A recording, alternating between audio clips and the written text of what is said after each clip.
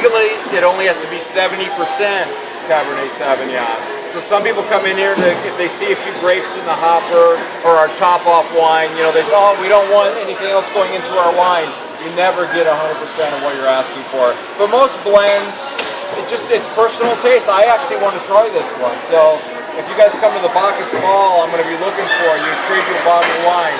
That's the other thing I really recommend. At the end of all this, I'm jumping ahead of myself, but in August we have the Bacchus Festival, whatever they call it. It's a fantastic time. We have it at the Orleans. Last year we had 800 people. We went through 1,200 bottles of wine. So it's crazy. So they have like a classic rock band. There's dancing, really good food, ton of wine. People trade wines. You win awards for the wine. They win awards for the most creative labels. It's a really, really good time. Oh, you did? That's good. Well, I won the gold medal one time for my St. Jude. It's funny. We're not supposed to, we're supposed to downplay the awards. When people come here, if they ever won an award, you're going to hear about it. You know, like, well, in '09, we won this and that. But Charlie used to say, I don't know if you guys meet Charlie, the founder, but he'd say, I can have $5,000 in this hand and a $5 medal in this hand, and 9 out of 10 people are going to take the medal because they really get into it. But tonight, 756 pounds of grapes. We're going to make 53 gallons of very expensive grape juice. When you leave here, you're going to take it to the here. He's going to add some yeast, a few other chemicals. He's going to start the fermentation process, which will turn your grape juice into wine. As I mentioned, these pallets, or these individual cartons, weigh 31 pounds each. So when you're dumping them into the crusher, what do you do?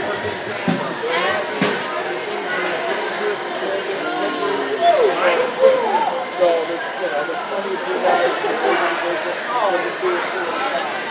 You're going to hold the commercial wineries for wine in the barrel for 1 year, and in the bottle for another year.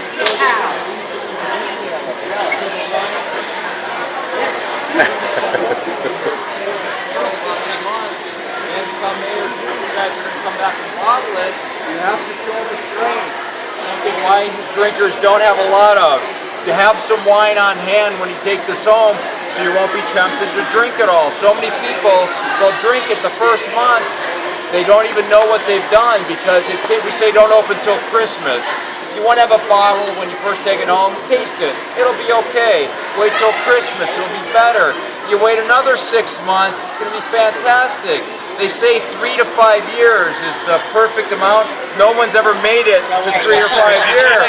So that's like an urban legend, you know. So we say that, but I actually have, I've got about 20 bottles left from an '09, and it's amazing. So the longer you can wait, I mean, not something you gotta wait 5, 10 years for, but if you can give it that first year, you're gonna really be happy, you know.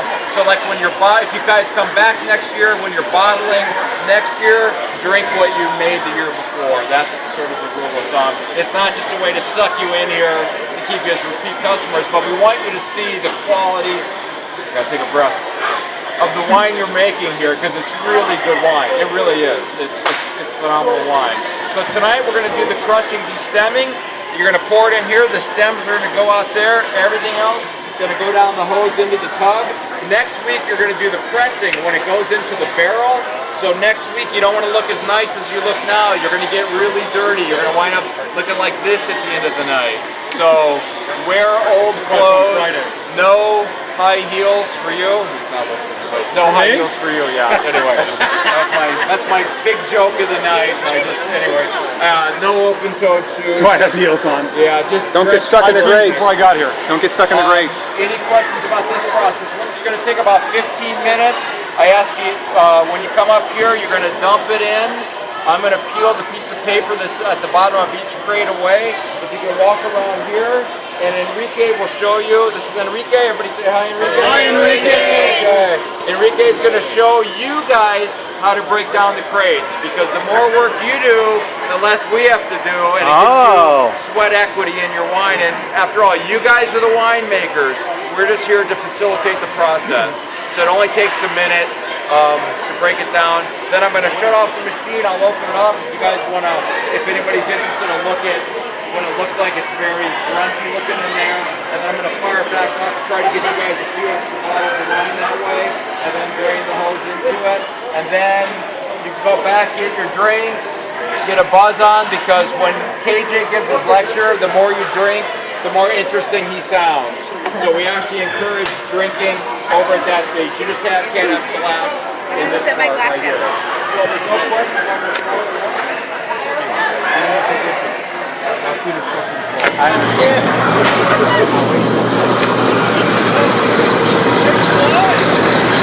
Ready?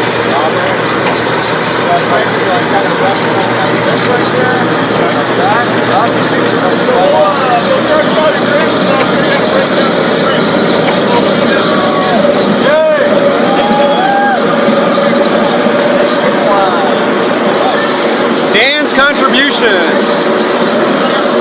What did you have there, Dan? What kind of grape? Declare the grape when you pour it.